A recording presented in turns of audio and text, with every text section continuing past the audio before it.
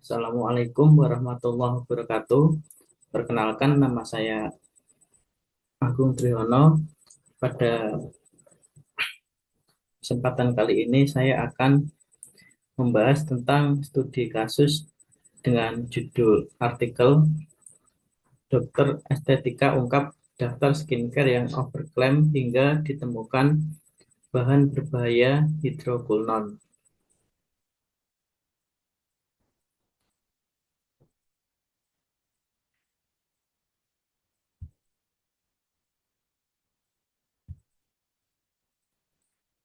Overklaim skincare dan transparansi informasi produk. Untuk kondisi industri skincare, produk skincare lokal semakin berkembang dan mudah dipasarkan melalui media sosial.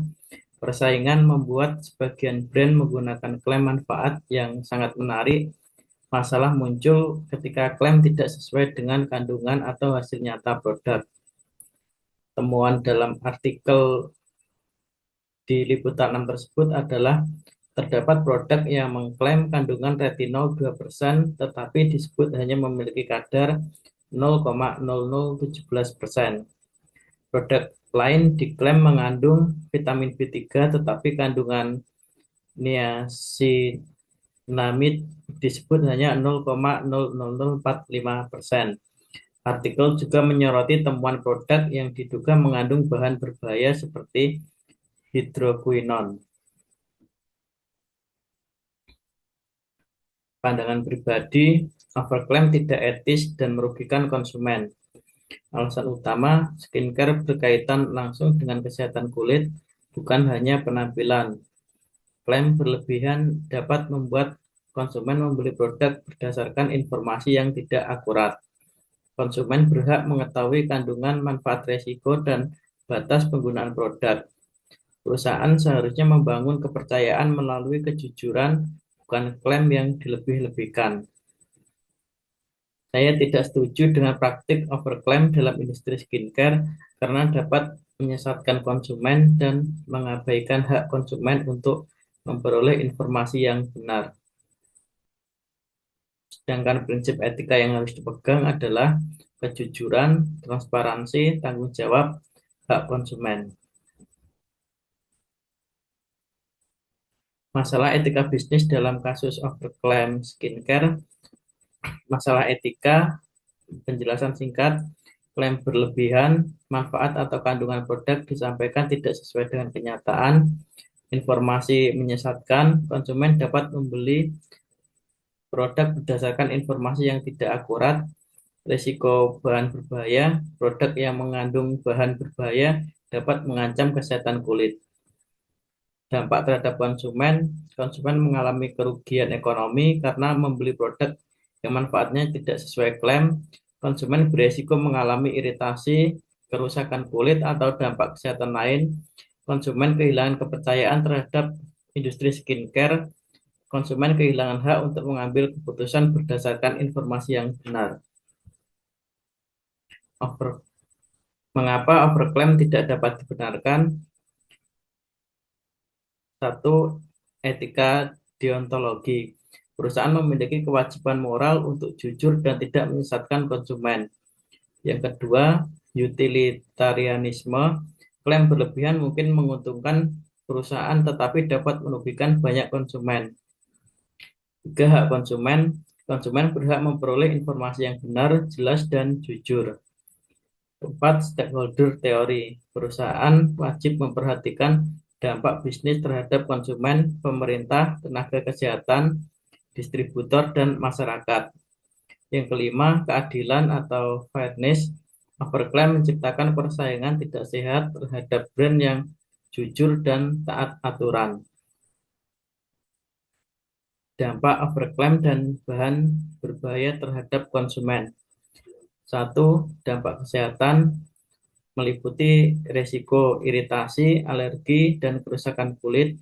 Hidroquinone dalam kosmetik dapat menyebabkan hiperpigmentasi dan ochronosis. Berikutnya, konsumen dapat terlambat memperoleh penanganan yang tepat karena mempercayai klaim produk. Keempat, penggunaan produk tanpa pengawasan dapat memperburuk kondisi kulit tertentu. Yang kedua, dampak ekonomi. Konsumen membayar produk yang manfaatnya tidak sesuai klaim, timbul biaya tambahan untuk mengganti produk atau melakukan perawatan. Konsumen berpotensi membeli produk berulang karena hasil yang dijanjikan tidak tercapai. Yang ketiga, dampak psikologis dan sosial. Timbul rasa kecewa, cemas, atau kehilangan kepercayaan diri. Kepercayaan terhadap merek dan industri skincare menurun. Informasi menyesatkan mudah menyebar melalui media sosial dan influencer. Keempat, dampak terhadap persaingan usaha. Perusahaan yang jujur dan taat aturan dapat kalah bersaing. Overclaim menciptakan persaingan yang tidak adil. Reputasi industri kosmetik lokal dapat ikut terdampak.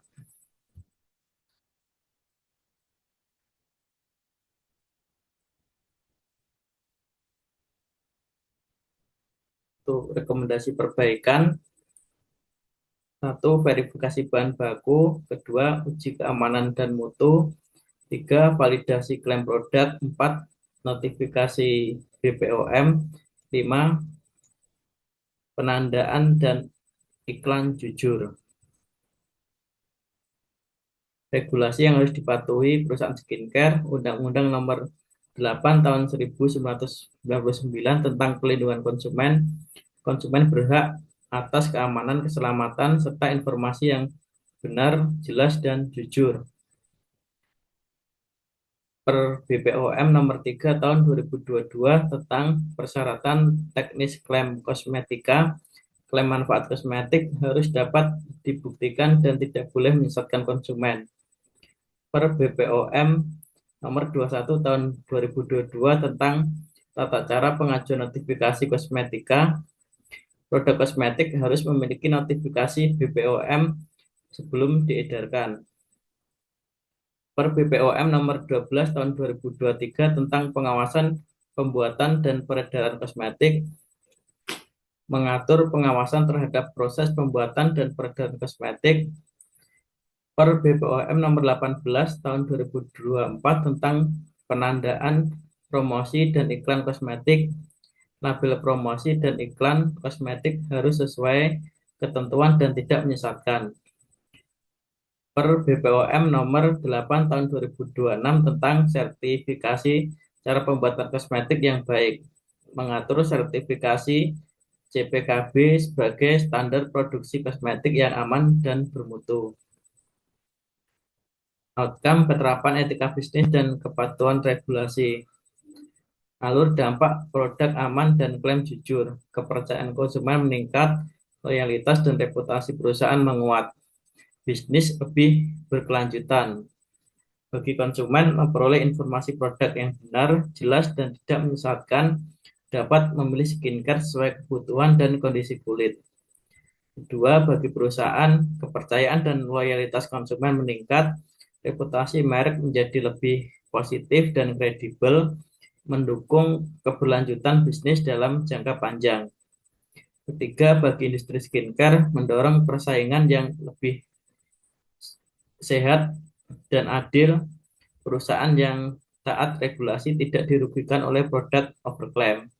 Bagi kesehatan masyarakat, menurunkan risiko paparan bahan kosmetik berbahaya, mendorong masyarakat lebih kritis dalam membaca label dan klaim. Kesimpulan, kejujuran produk adalah dasar keberlanjutan bisnis. Praktik overclaim tidak dapat dibenarkan. Klaim yang tidak sesuai dengan kandungan manfaat atau hasil pengujian dapat menyesatkan konsumen dan merusak kepercayaan terhadap perusahaan. Keselamatan konsumen harus menjadi prioritas.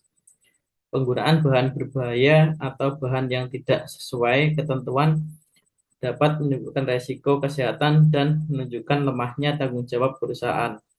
Prinsip etika yang wajib diterapkan, kejujuran, transparansi, tanggung jawab, keadilan, perlindungan hak konsumen. Kepatuhan yang harus dilakukan perusahaan, menggunakan bahan baku yang aman, melakukan pengujian mutu dan keamanan, membuktikan setiap klaim secara ilmiah, memperoleh notifikasi BPOM sebelum produk diedarkan, menyampaikan label promosi dan iklan secara jujur, memantau keluhan dan efek produk setelah beredar. Terima kasih. Demikian penyampaian dari saya. Semoga bermanfaat. Wassalamualaikum warahmatullahi wabarakatuh.